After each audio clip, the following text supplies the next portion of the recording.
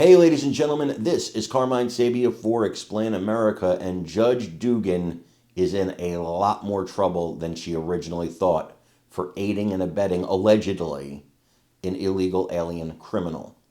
Before we get started, please make sure you like, comment, share, and subscribe. You do that right down below, and it really helps us out, helps us get the conservative message to people, and helps our channel continue to grow. Takes you like 2 seconds, but it's a massive deal to us.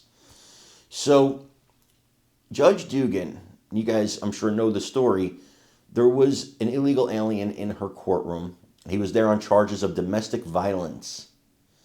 And ICE was waiting outside to arrest him. Now, ICE was told you have to arrest him in a public area. And that's an area accessible by everyone. The judge agreed, ICE agreed, everybody agreed. But before the case was over, she called the hearing to a stop, asked the defendant, the illegal alien, to come with her, and then escorted him out a jury door, which is a private area. She knew ICE couldn't access the private area. And that led to a foot chase on the street, in which ICE eventually did arrest this man, put a lot of lives in danger. And according to the U.S. Justice Department, she actually interfered with an arrest. It's called obstruction. Well, Andrew McCabe, no fan at all of the Trump administration. He's a former deputy director of the FBI. Not a fan of Trump at all. Despises him, really.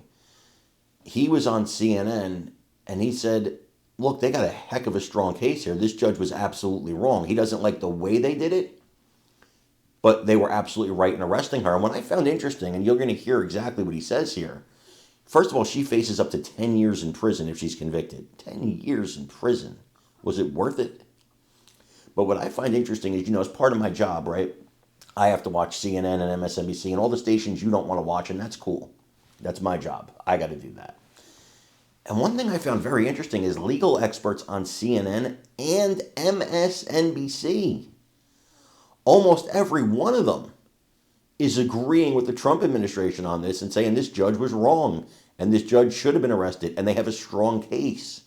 So while you see a lot of liberals out there protesting, while you see Democrats pulling their hair out of their heads, legal experts, even on Democrat networks, even liberal legal experts, are saying the government has a strong case here and that she should have been arrested.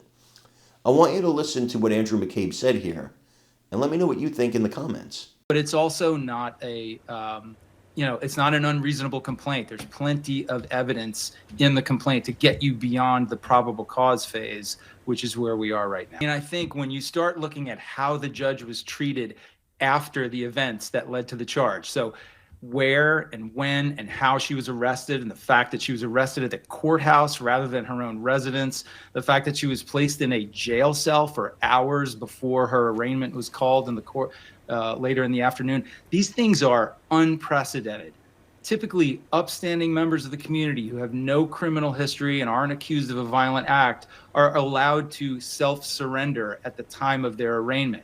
The fact that they did not offer that courtesy to her and instead went out of their way to treat her harshly, I believe is an act of performative cruelty on behalf of the Department of Justice, which is not the way any Department of Justice should be acting.